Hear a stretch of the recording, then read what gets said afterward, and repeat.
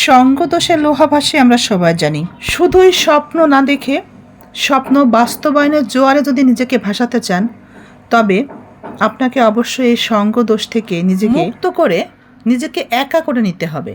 এবার আপনি যদি 3 জন কোটিপতি বন্ধুকে বেছে নিয়ে তাদের সাথে চলাফেরা করেন, তবে আপনি হবেন 4র্থ নাম্বার কোটিপতি। আবার যদি আপনি 3 জন ব্যবসায়ীকে পছন্দ করেন বন্ধু হিসেবে, তাদের সাথে চলাফেরা করেন, তবে আপনি হবেন 4র্থ নাম্বার একজন বিশিষ্ট ব্যবসায়ী।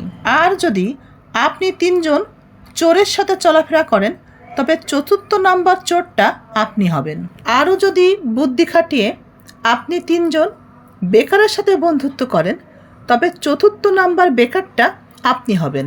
আপনি কার সাথে ঘুরছেন, কেনই বা ঘুরছেন, আপনার আশেপাশে কারাই বা আছে, এই বিষয়টি নিয়ে আপনাকেই ভাবতে হবে। শুধু তাই নয়, আপনাকে এখান থেকেই পছন্দ করে নিতে হবে আপনি কাকে বন্ধু হিসেবে ভাববেন এবং কাকে পছন্দ করে নেবেন।